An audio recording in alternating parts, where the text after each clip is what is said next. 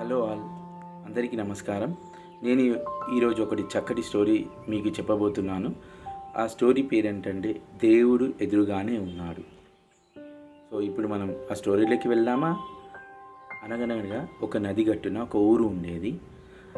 ఊళ్ళో జనాలంతా ప్రశాంతంగా కలిసికట్టుగా ఉండేవారు. ఆ ఊళ్ళో ఒక గుడి కూడా ఉండేది. రోజు ఆ గ్రామ ప్రజలు చాలా పూజలు చేసేవారు మరియు ఆ పూజారిని కూడా చాలా ఆదరించేవారు. అలాంటి పండంటి ఊళ్ళో ఒక సంవత్సరం ఉధృతంగా వర్షాలు పడి నది పొంగి వరదలు వచ్చాయి. ఊళ్ళో నీళ్లు నిండిపోవడం మొదలయ్యాయి.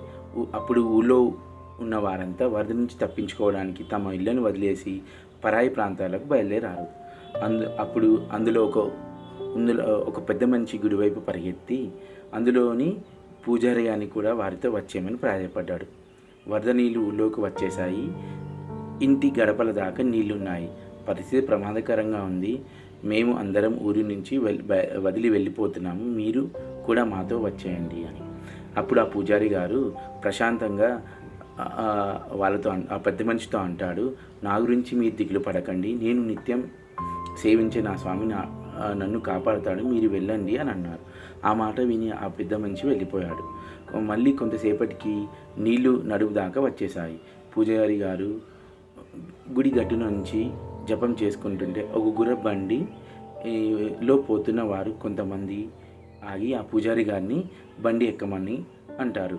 కానీ అప్పుడు కూడా పూజారి గారు నన్ను దేవుడే కాపాడుతాడు అని చెప్పి వాళ్ళని వెళ్ళిపోయమంటాడు.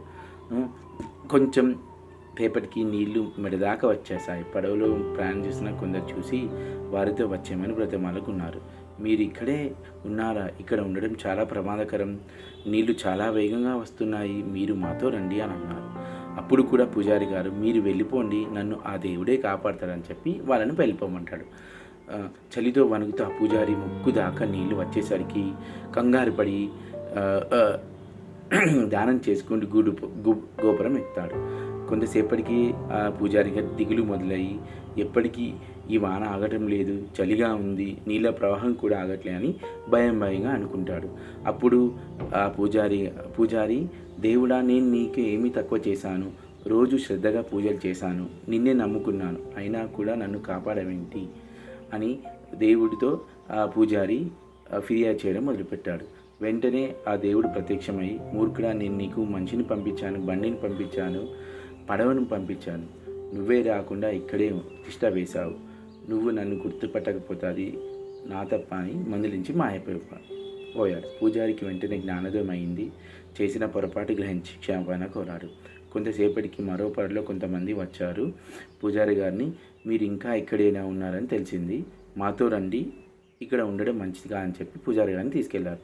అప్పుడు పూజారి గారు మరో మాట్లాడకుండా పడవ ఎక్కి ప్రాణాలను కాపాడుకున్నారు.